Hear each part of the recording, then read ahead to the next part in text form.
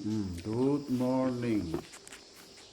Phải tu nào ya gì đã đi lại mình đi sống ngã về là bia. Phải khua vát đó này.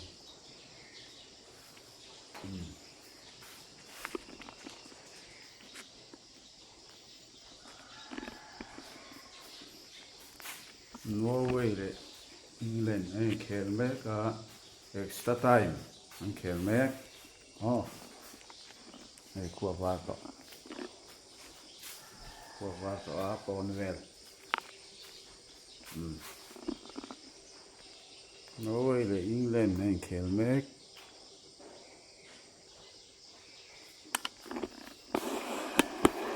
Cái anh bùi pa hết. Mình bể lâu sẵn đó. Lật khá lệ toán khua vát đó.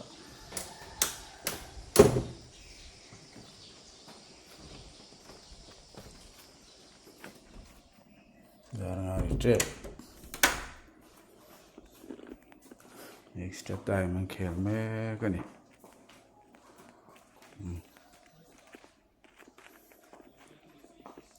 Để sử một tích này.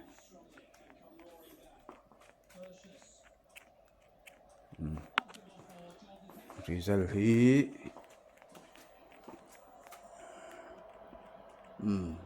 England true anh mấy cả extra time anh khéo mấy cả chuan England in true anh mang xuôi á anh chắc thế nghe mò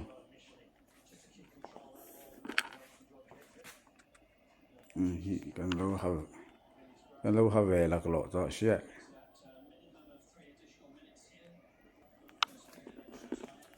tlaivar về tarin ngót chú nè hay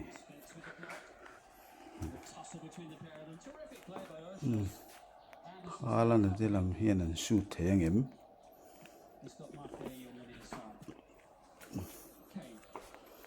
mini ra panga ni mấy cái này khua vát đó chú bày tỏ là mua đẻ mà tu mà mình ăn bùi lâu ra lệ là mà sao nên cho ta ra lệ là mà sao thêm ông tên em về mấy bọc à sao ta sao asir so en mang mi in zoom vak chứ sao ta sao anh em về mấy cái khôi là nguyên chân năng khôi mở rộng xuống chân nghe vậy mi in zoom vak lâu mang chú mà riêng chuối mày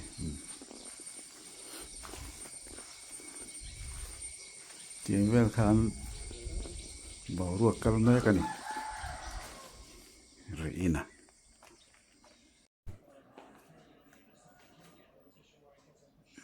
sao thế này khẩn trương son tụi thế cần lâu luôn mà nghe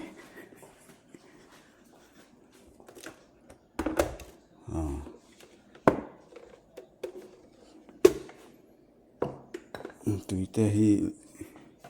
lâu luôn mi lăng tụi sâu thế cần ina na thì chưa đang chặt phá mấy thầy xin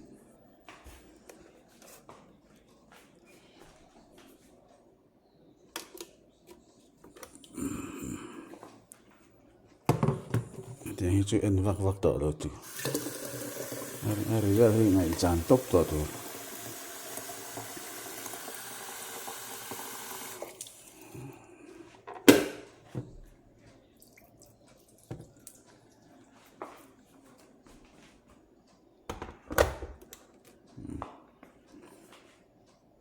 tôi nói sao này khéo mấy cái này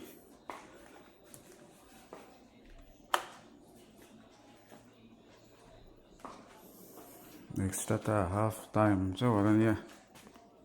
so pass on pet goal la Bellingham goalkeeper rebound ha pet goal la ni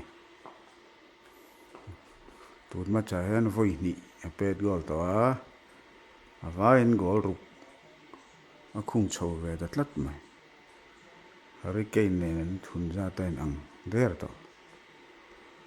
Norway po chak sala an long pui om tho final te vangin champion the hiel sela chu Argentina te adang ho a chonin ala duhsak tho ni Argentina England hi lo ne ta se lang chho vekin champion ta se Norway hi champion tu chon kata du ber ani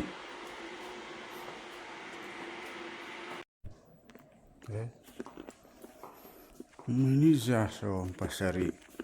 an khel ta ki happy ber paul an tho lol mai ni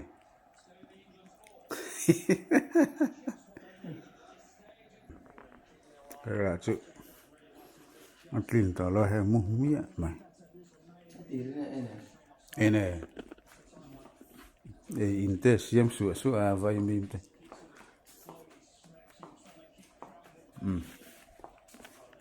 a tawp trep to an chak zo ngem đi này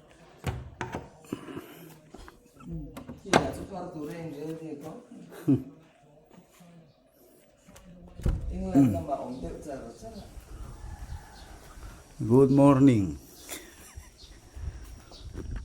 hay khua vất rồi nè thấu tỏ ru World Cup ăn khel mấy cái nè England Norway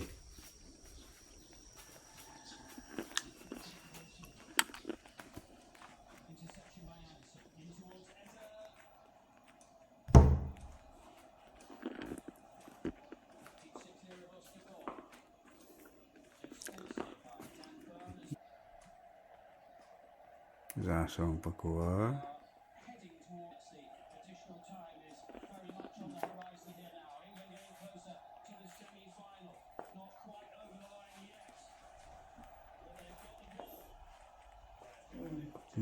Pedro tupa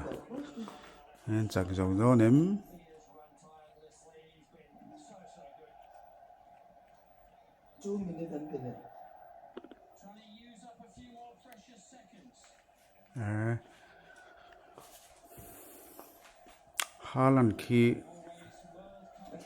Halan khi chuak an thak ve ni khi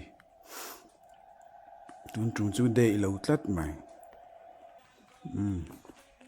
mini za som ni chu ral to a